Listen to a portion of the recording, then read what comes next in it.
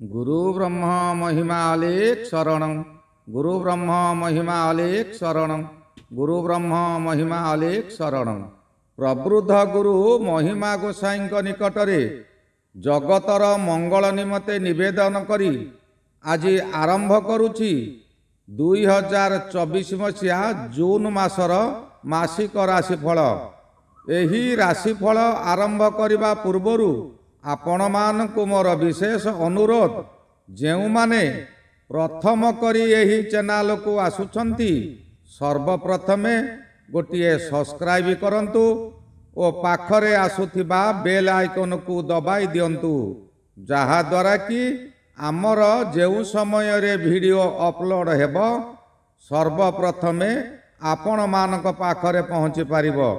आपण मानकु जणाई दिया जाउछि कि जेउ मानकर विवाह विलंब हेलानी, चाकरी क्षेत्र रे चाकरी होई पारु नाही, बारंबार शरीर असुस्थ हेउछि, यही विषयर समाधान सकाशे आपण माने आपणकर नाम, जन्म तारीख, जन्म समय और जन्म स्थान मेल आईडी रे प्रेरण करंतु। आम्बे ताहार सठिक विचार करी समाधानर सूत्र आपण को जणाई दिया जिवो। आसंतु एबे जानिबा 2024 मसीहा जून मासरे सिंह राशिर मासिक राशिफल। सिंह राशि राशि चक्रर पंचम राशि। एही राशिर अधिपति रवि महाग्रह। 3 गोटी नक्षत्र को नहीं सिंह राशि गठित। मघा सिंह, पूर्वा फाल्गुनी सिंह और उत्तरा फाल्गुनी सिंह। एही राशि रे जन्मित व्यक्ति भद्र, नम्र और विशाल हृदय और उच्च मना होइथांती। उत्तम गुणर मध्य होइथांती। एमानकर हृदय कोमल सकाशे लोकप्रियता और उपदेष्टा भावे ख्याति लाभ करिथांती। सिंह जंगलर राजा, सेहीपरि एमाने राजा भली रहिथांती। अन्य व्यक्ति विपदरे पड़िले संगे संगे साहाज्यर हाथ बढ़ाई दियंती। एथि सकाशे क्षणकोपी मध्य होइतांती। एमानकर दुर्बलता प्रशंसा न कले भयंकर होई उठंती। जहा भी हो, जदि केही प्रशंसा कले तेबे तांको निज लोक से होई जाई थांती। बहुत खर्ची निजर भविष्यत चिंता न करी निजर सम्मान रक्षा सकाशे सबु किछि उड़ाई दियंती।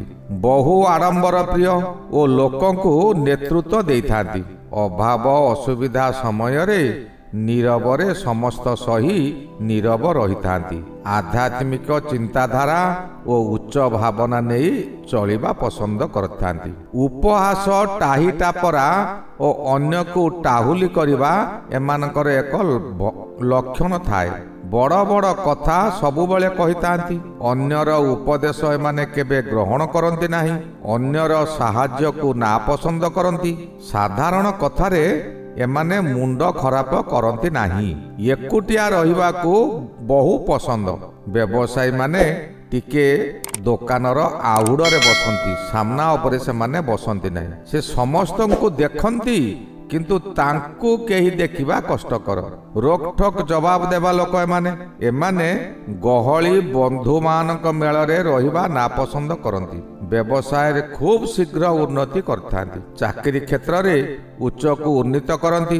राजनैतिक रे सफल नेतृत्व नै लोकप्रियता होइथांती। निज परिवार व्यतीत प्रायतः अन्य चिंता करंती नाही। एमानको ठकिबा भारी कष्ट। बुद्धिमान लोक, किंतु एमानकर गोटिए दुर्बलता रहिला।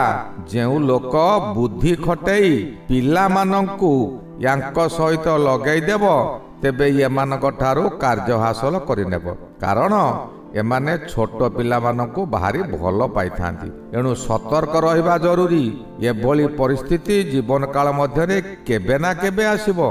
छोट पिलांक जरिया रे अन्य माने आपनक ठारू काम कराई नेबे। प्रथम नक्षत्र हेउची मघा नक्षत्र। सिंह राशि 3 गोटी नक्षत्र को नहीं गठित।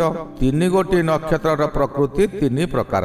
मघा नक्षत्र जात व्यक्ति प्रत्येक विद्यारे धुरंधर होई जन समाज रे विद्वानर परिचय देइथांती। देवादेवी भक्त होई अधिक देवी पूजा करिथांती। कळे बळे कार्य हासिल करंती ଓ କାର୍ଯ୍ୟ ହାସଲ ନ ହେବା ପର୍ଯ୍ୟନ୍ତ ଲାଗି ରହିଥାନ୍ତି। କାର୍ଯ୍ୟ ପୂରଣ ହେବା ପରେ ଭସ୍ମାସୁର ପାଲଟି ଯାଆନ୍ତି। ଚତୁର ଥାଇ ନିଚ ମନା ହେତୁ ବିପଦକୁ ବରଣ କରିଥାନ୍ତି। ଏମାନେ ପ୍ରାୟତଃ ପଥର ମୂର୍ତ୍ତି କାରିଗର ହୋଇ ଜୀବିକା ନିର୍ବାହ କରନ୍ତି। ଏହି ମଘା ନକ୍ଷତ୍ର ଜାତ ବ୍ୟକ୍ତି ଜନ୍ମ ହେବାର 6 ମାସ ମଧ୍ୟରେ କୌଣସି ଘା ରୋଗରେ ପୀଡ଼ିତ ହୁଅନ୍ତି। 30 ବର୍ଷରେ ଯକୃତ ପୀଡ଼ା ଭୋଗିଥାନ୍ତି। 68 ବର୍ଷ, 74 ବର୍ଷ ଓ 84 ବର୍ଷରେ ମାର୍କ ପୀଡ଼ା ଭୋଗନ୍ତି। ଏହି ନକ୍ଷତ୍ର ନାରୀମାନେ ସୌଭାଗ୍ୟବତୀ ହୋଇଥାନ୍ତି। ଧର୍ମପରାୟଣା, ଦୁଃଖୀ ଦରିଦ୍ରମାନଙ୍କ ପେଟକୁ ଦେଖି ଭୋଜନ ସକାଶେ ଦାନ କରନ୍ତି। ଜନ୍ମ ହେବାର ପ୍ରଥମ ବର୍ଷରେ ବାପାଙ୍କର ଦେହ ଖରାପ ହୋଇଥିବା ସ୍ଥଳେ ଦ୍ୱିତୀୟ ବର୍ଷରେ ମାତୃପୀଡ଼ା ହୋଇଥାଏ। ଦ୍ୱିତୀୟ ନକ୍ଷତ୍ର ହେଲା ପୂର୍ବା ଫାଲ୍ଗୁନୀ ନକ୍ଷତ୍ର। ପୂର୍ବା ଫାଲ୍ଗୁନୀ ନକ୍ଷତ୍ର ଜାତ ବ୍ୟକ୍ତି କୃଷି ଯନ୍ତ୍ରପାତି ବ୍ୟବସାୟ କରେ ଓ ଇଲେକ୍ଟ୍ରିକ ବ୍ୟବସାୟ କଲେ ଅଧିକ ଦିନ ବ୍ୟବସାୟ ଚାଲେ। ଏହି ନକ୍ଷତ୍ର ଜାତ ପୁରୁଷମାନେ କୌଣସି କାର୍ଯ୍ୟରେ ଫେଲ ମାରନ୍ତି ନାହିଁ। ହାରିବା ଏମାନଙ୍କର ଲକ୍ଷଣ ନୁହେଁ। ଯେ କୌଣସି ଉପାୟରେ ଜିତିବା ଏମାନଙ୍କର ଲକ୍ଷ୍ୟ ଓ ଜିତିଥାନ୍ତି ମଧ୍ୟ। ସୁଦର୍ଶନ ଚକ୍ର ପରି ଏମାନଙ୍କୁ ସର୍ବଜୀବ ଭୟ କରନ୍ତି। ଯାହା ବି ହେଉ ଅନ୍ତର ମଧ୍ୟରେ ଦୟାଭାବ ଥାଏ। ପିଲାଟି ଦିନରୁ ଏମାନଙ୍କର ମାତୃହାନି କିମ୍ବା ମାତୃପୀଡ଼ା ହୋଇଥାଏ କିମ୍ବା ଅନ୍ୟ ମା ପାଖରେ ଏମାନେ ରହିଥାନ୍ତି। ଏମାନେ ସ୍ୱାଧୀନ ଭାବରେ ରହିବାକୁ ଭାରି ପସନ୍ଦ। କର୍ତ୍ତବ୍ୟପରାୟଣ ସ୍ତ୍ରୀ ପାଇଥାନ୍ତି। ଜନ୍ମର ପ୍ରଥମ ମାସରେ ଜ୍ୱର ରୋଗ ହୋଇଥାଏ। ଦ୍ୱିତୀୟ ବର୍ଷରେ ଅଗ୍ନିଭୟ, 12 ବର୍ଷରେ ଜଳ ଭୟ ଓ 50 ବର୍ଷରେ ବିଷ ଭୟ ହୋଇଥାଏ। 68 ବର୍ଷରେ ଭୟଙ୍କର ରୋଗ ହୋଇ ମୃତ୍ୟୁ ଭୟ ଆସିଥାଏ।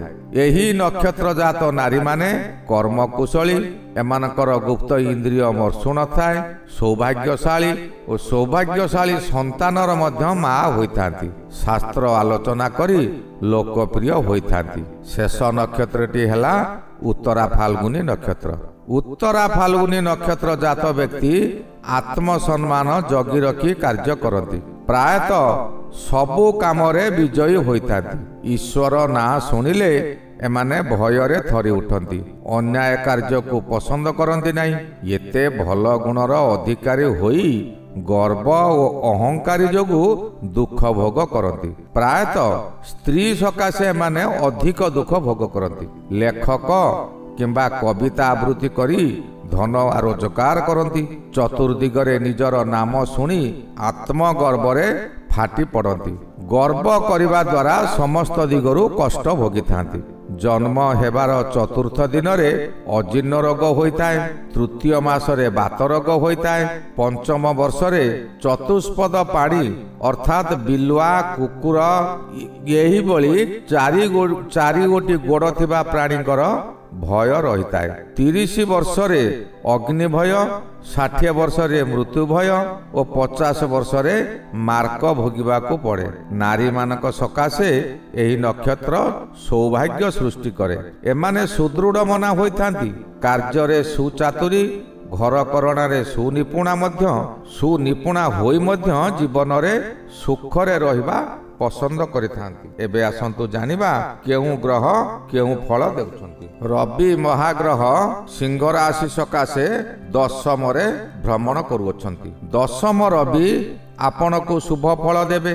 ଆପଣ ଉଚ୍ଚ ସ୍ଥାନୀୟ ବ୍ୟକ୍ତିଙ୍କର ସାହାଯ୍ୟ ପାଇ ବହୁ କାର୍ଯ୍ୟ ହାସଲ କରି ପ୍ରଶଂସିତ ହେବେ। ଅଫିସ ତରଫରୁ ଆପଣଙ୍କୁ ବଡ଼ ବଡ଼ କାମ ମିଳିବ ଓ ତାହା ଚୁଟକୁରେ କରି ସମସ୍ତଙ୍କର ଦୃଷ୍ଟି ଆକର୍ଷଣର କେନ୍ଦ୍ରବିନ୍ଦୁ ହେବେ। କର୍ମ ଦକ୍ଷତା ଅତିଶୟ ଉତ୍ତମ ରହିବ। ଆପଣଙ୍କ କାର୍ଯ୍ୟ ଦେଖି ବହୁ ବ୍ୟକ୍ତି ଆପଣଙ୍କୁ ଅନୁକରଣ କରିବେ। ମାସର 14 ତାରିଖ ଠାରୁ ରବି ମହାଗ୍ରହ ଏକାଦଶକୁ ଭ୍ରମଣ କରିବେ। ଏକାଦଶ ରବି ଗୋଚରରେ ଭ୍ରମଣ କରୁଥିବା ସମୟରେ ଆପଣଙ୍କର ସୌଭାଗ୍ୟ ବୃଦ୍ଧି ହେବ। ଭାଗ୍ୟ ପରିବର୍ତ୍ତନ ହୋଇଯିବ। ଆପଣ ଯେଉଁଆଡ଼େ ଯିବେ ସେହିଠାରେ ସମ୍ମାନର ପାତ୍ର ହେବେ। ବ୍ୟବସାୟରେ ଅଚାନକ ଆଶାଠାରୁ ଅଧିକ ଲାଭବାନ ହେବେ। ବହୁ ଦିନରୁ ଯେଉଁ ବ୍ୟକ୍ତିଙ୍କୁ ସାକ୍ଷାତ କରିବାକୁ ଚାହୁଁଥିଲେ ତାଙ୍କ ସହିତ ସାକ୍ଷାତ ହୋଇପାରେ। ଏବେ ମଙ୍ଗଳ ମହାଗ୍ରହ ବିଷୟରେ ଦେଖିବା। ମଙ୍ଗଳ ମହାଗ୍ରହ ଆପଣଙ୍କର ସିଂହ ରାଶି ସକାଶେ ନବମରେ ଭ୍ରମଣ କରୁଅଛନ୍ତି। ନବମ ମଙ୍ଗଳ ଯେଉଁ ସମୟରେ ଭ୍ରମଣ କରୁଥିବେ ସେ ସମୟରେ ଆପଣଙ୍କର ଅଶୁଭ ଫଳ ମିଳିବ। ଏହି ସମୟରେ ଆପଣଙ୍କୁ ଶତ୍ରୁମାନେ ଅକ୍ଟୋପାସ ପରି ଘେରିଯିବେ। ନବମ ସ୍ଥାନ ଧର୍ମସ୍ଥାନ ଓ ପିତୃସ୍ଥାନ। ଏଣୁ ଆପଣଙ୍କ ଭାଗ୍ୟକୁ ଗଠନ କରିବାରେ ବାପା ଚାହିଁଥାନ୍ତି। ବାପାଙ୍କର ଯାହା ଭଲ ଲାଗେ ବା ଯେଉଁ କର୍ମ କରନ୍ତି ସେହି କର୍ମରେ ସିଂହ ରାଶି ବ୍ୟକ୍ତିର ପିଲାମାନଙ୍କୁ ଲଗାଇଥାନ୍ତି। ମଙ୍ଗଳ ଏକ କ୍ରୂର ଗ୍ରହ।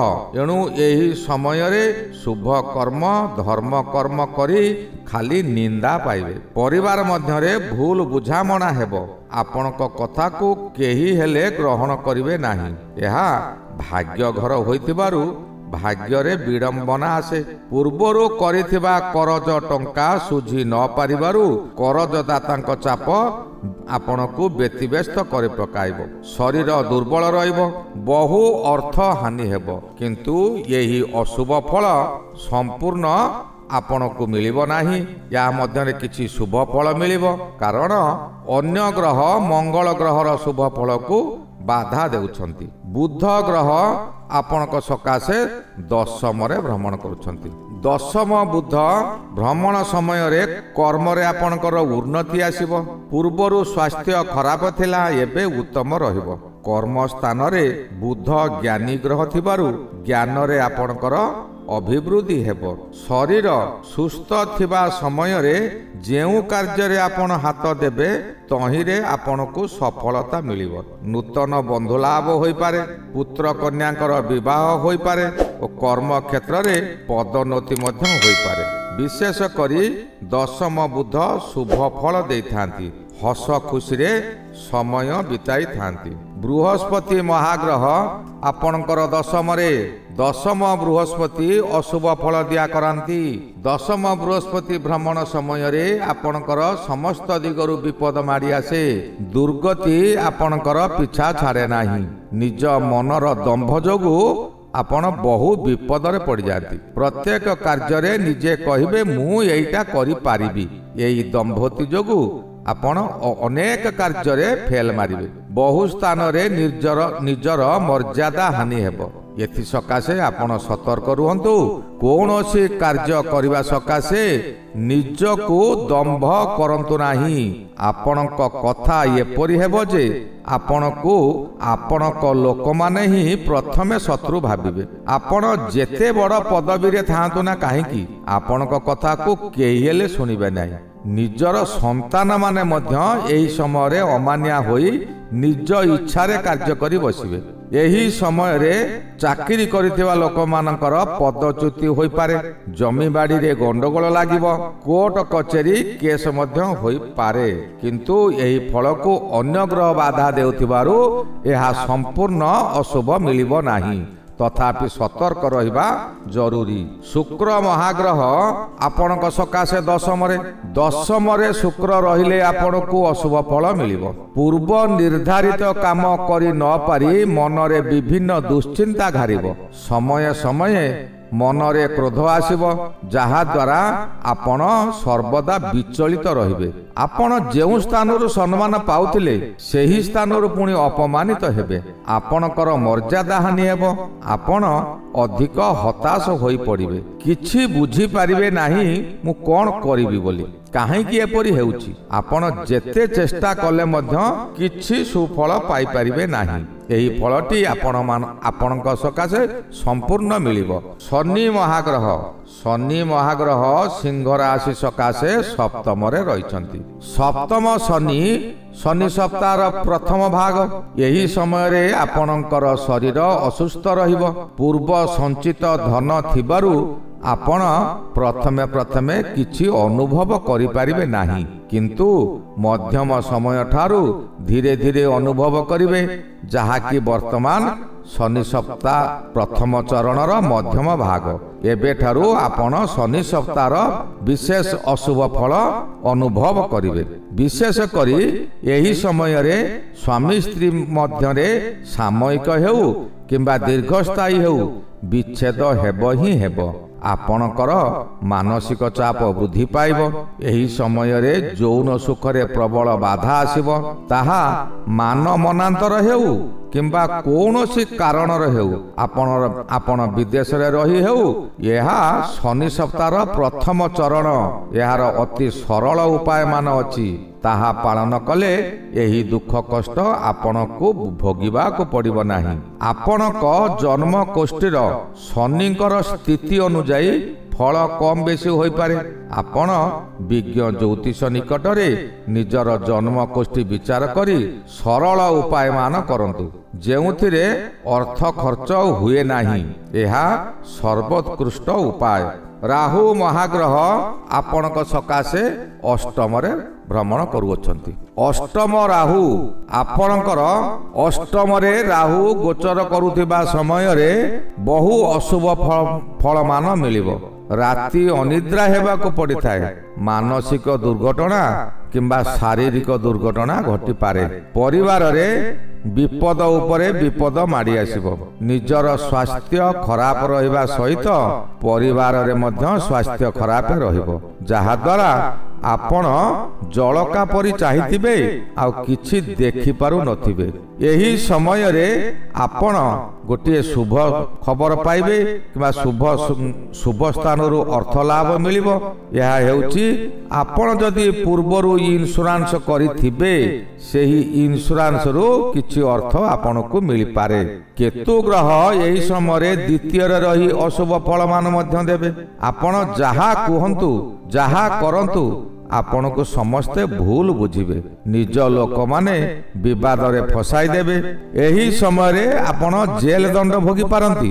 ସ୍ୱାସ୍ଥ୍ୟ ହାନି ହେବା କାରଣରୁ ମଥା ବିଚଳିତ ହେବ ଓ ରାସ୍ତା ଦୁର୍ଘଟଣାକୁ ଏଡ଼ାଇ ଦେଇ ହେବ ନାହିଁ। ଅଯଥାରେ ଆପଣ ବହୁ ଅର୍ଥ ବ୍ୟୟ କରିବେ। ଏହି ଅଶୁଭ ଫଳ ସିଂହ ରାଶି ସକାଶେ ସମ୍ପୂର୍ଣ୍ଣ ମିଳିପାରିବ ନାହିଁ, କାରଣ ସର୍ବଗ୍ରହଙ୍କ ଉପରେ ଉଚ୍ଚରେ ଥିବା ରବି ମହାଗ୍ରହ, ଯିଏକି ସଂସାରକୁ ପରିଚାଳିତ କରୁଛନ୍ତି, ସେହି ମହାଗ୍ରହ ଆପଣଙ୍କ ସକାଶେ ଶୁଭରେ ଅଛନ୍ତି। ତେଣୁ ଜୁନ୍ ମାସଟି ସିଂହ ରାଶି ସକାଶେ ଅଶୁଭ ହେବ ନାହିଁ। ଆପଣ ଏହି ମାସଟିରେ ଶୁଭ ଫଳ ପାଇବେ। ଭାବିଚିନ୍ତି କାର୍ଯ୍ୟ କରନ୍ତୁ, ଧର୍ମ କାର୍ଯ୍ୟ କରନ୍ତୁ, ଅଧର୍ମରେ ମନ ବଳାନ୍ତୁ ନାହିଁ। ଆଜି ଏଇଠାରେ ରହିଲି। ଆସନ୍ତା ଅଧ୍ୟାୟକୁ କନ୍ୟା ରାଶି ସକାଶେ ଆଲୋଚନା କରିବା। ଶ୍ରୀ ଗୁରୁ ମହିମା ଅଲେଖ ଶରଣ। ଶ୍ରୀ ଗୁରୁ ମହିମା ଅଲେଖ ଶରଣ। ଶ୍ରୀ ଗୁରୁ ମହିମା ଅଲେଖ ଶରଣ।